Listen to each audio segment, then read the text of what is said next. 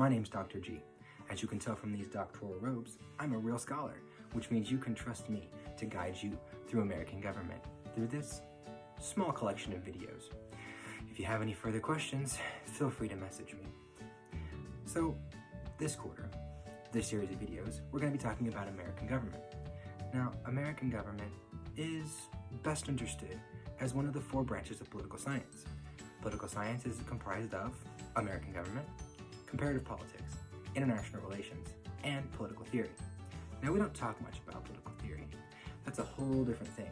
It kind of really belongs in the philosophy department, but we let it hang with us sometimes just because it's cool. American government, of course, is what we're doing here, the study of American government. Duh.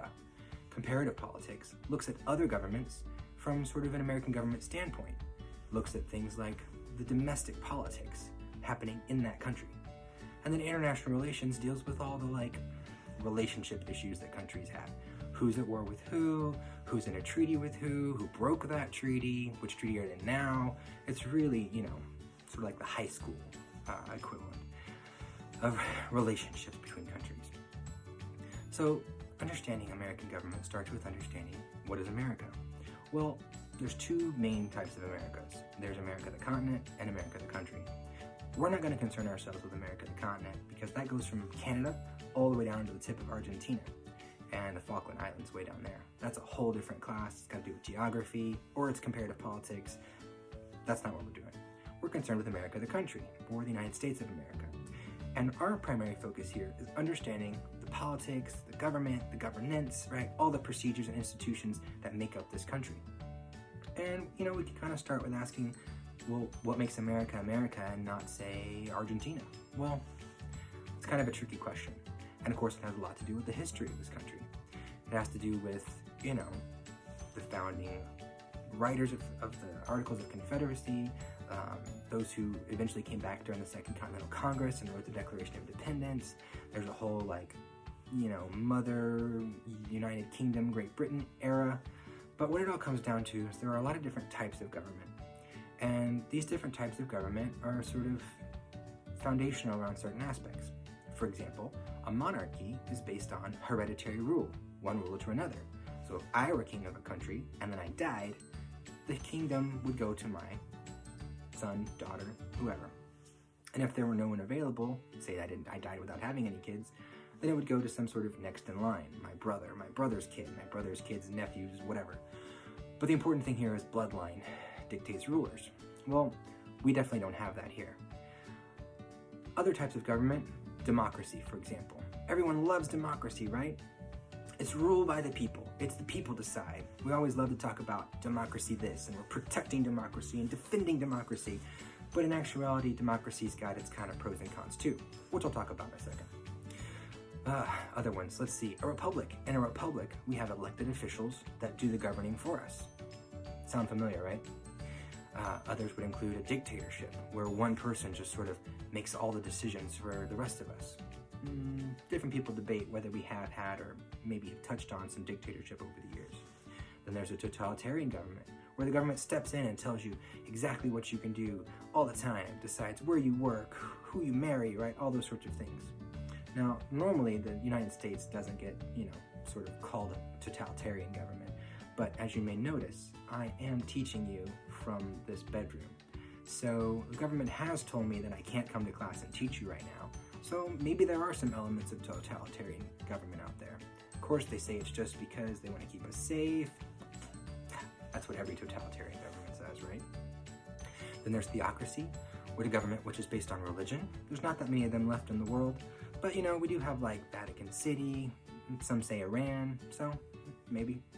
Then there's constitutionality, which is a government based on a constitution. So that's easy enough. If you have a constitution, you have a constitutional government. We definitely check that box. Then there's oligarchy, which is ruled by the few. Usually that has to do with people who are either super powerful or have a lot of money, or maybe those are the same thing. And there is an argument for that here in the United States, right? Because let's face it, if I want to become president, I'm going to have to fork out somewhere between $500 million and $1 billion just to run. And I don't know about you, but I don't have that kind of money. So there is sort of an argument that only the rich get to rule. Which is sort of the same idea behind aristocracy, right? And then, of course, there's anarchy, where there's no government, and it's a dog-eat-dog world out there. Imagine, like, Minecraft spawning day one, and you don't know, like, who's going to kill you, who's going to take your carrots, stuff like that.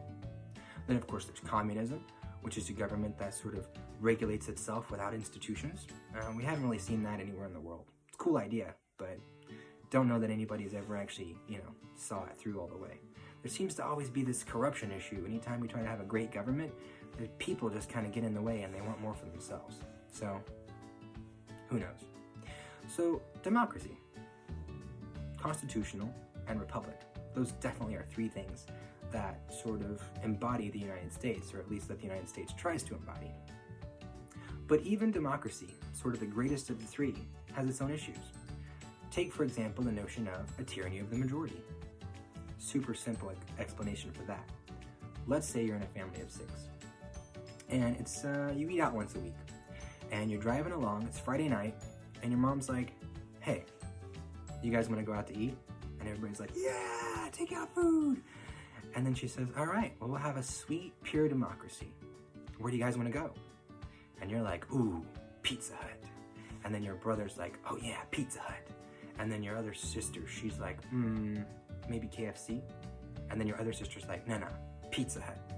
And then your other brother or your sister or dad or whoever is like, I kind of want McDonald's. Well, democracy rules, Pizza Hut it is. Next week, same thing. Mom's like, where you guys want to go? Same thing starts up, right? Somebody's like, ooh, KFC. Somebody else is like, oh, KFC. Somebody else is like, definitely KFC. Somebody's like, I could go for Pizza Hut again. And then somewhere, that little voice in the back seat's like, what about McDonald's? You do this over and over again, and if you follow a purely democratic system, every time, that one McDonald's in the back never gets McDonald's. We call that tyranny of the majority, because in a democracy, the majority wins every time. And sometimes that's as low as just 50% of the people plus 1, which, I mean, technically that's the majority, but if almost half the people are unhappy with a decision or a ruler or anything like that, kind of makes you wonder if democracy is working. So that's what we have to start with.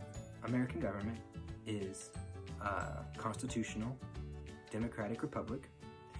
We have elected officials who do our lawmaking for us. We have judges who rule on cases.